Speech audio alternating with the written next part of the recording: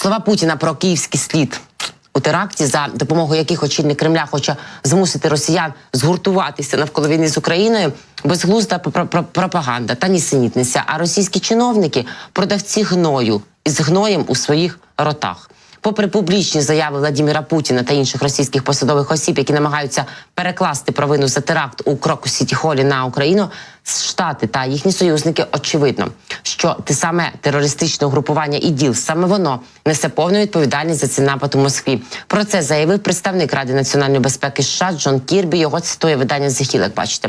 Він додав, напередодні теракту 22 березня уряд Сполучених Штатів надав російській владі детальну інформацію про терористичну загрозу щодо масового скупчення людей у столиці РФ.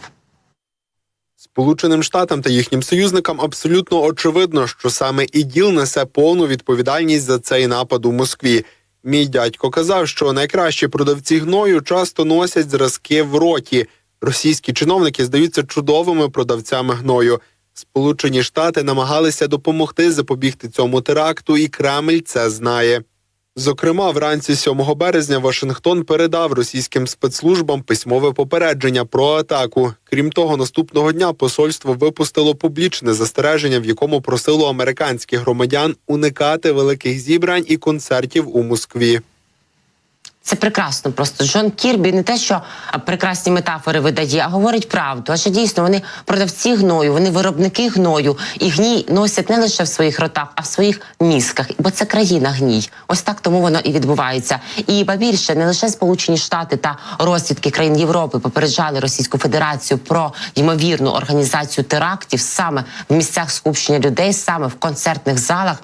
Вони все знали. Путін все знав, ФСБ все знало. Очільник української розвідки Кирило Буданов стверджує, що російський кремлівський режим знав, починаючи щонайменше з 25-го, з 15-го навіть лютого, про те, що 22 березня готується теракт, про те, що в березні буде це, знали, але не хотіли ніяким чином протидіяти. А все чому?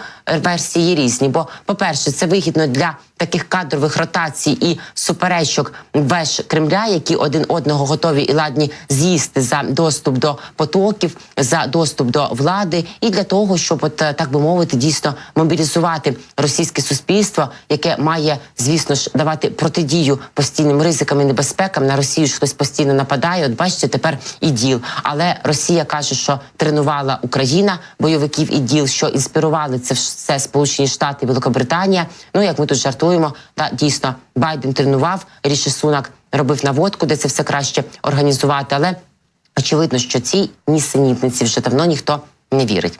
У заручниках мільйони людей. Життя українців залежить від вірного Трампу Джонсона, зауважує CNN. Американська допомога Україні є заручником спікера Палати представників Майка Джонсона, який є одним з найпотужніших союзників російського диктатора Володимира Путіна. Для захисту від атак Збройних сил Російської Федерації Україні потрібні засоби протиповітряної оборони, які залежать від допомоги Штатів. Про це нагадує, повідомляє видання CNN.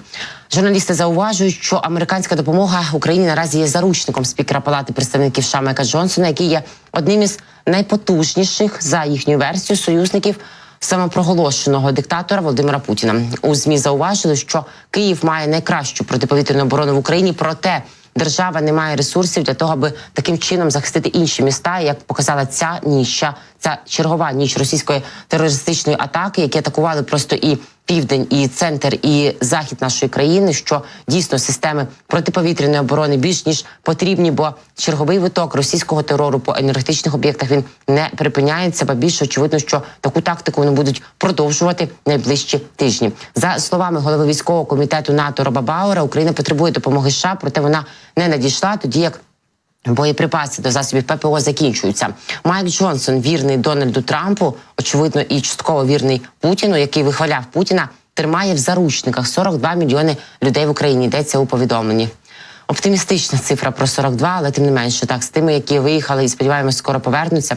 Видання зауважує, що українці знають, що їхнє життя залежить від того, чи винесе Майк Джонсон додатковий законопроєкт про національну безпеку на розгляд Палати. Нагадаю, напередодні президент України Володимир Зеленський переговорив зі спікером Джонсоном. Як на мене, цікава була ця розмова, хай телефона. Зокрема, йшлося з того, що ми знаємо з відкритих джерел про використання заморожених російських активів для покриття витрат на допомогу Україні. Теж, до речі, дієвий механізм або активи, або в позику. Вже хай як-небудь розробляють, тому що все це буде потім, а допомога потрібна на вчора.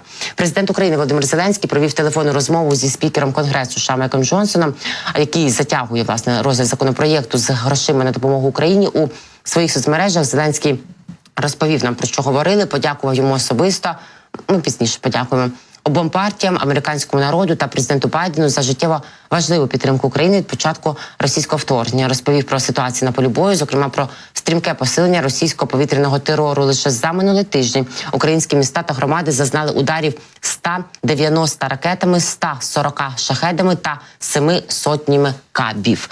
Виведена з ладу найбільша українська ГЕС, повідомив Джонсону глава української держави, і наголосив, що у цій ситуації швидке ухвалення Конгресом допомоги для України критично важливе. Ми усвідомлюємо, що в Палаті представників є різні позиції щодо того, як це зробити, але головне, щоб питання допомоги Україні залишалося чинником об'єднання, додав президент. Також Зеленський обговорив з Джонсоном необхідність якнайшвидшого перекриття джерел, з яких Росія фінансує свою війну, та використання заморожених російських активів на користь України.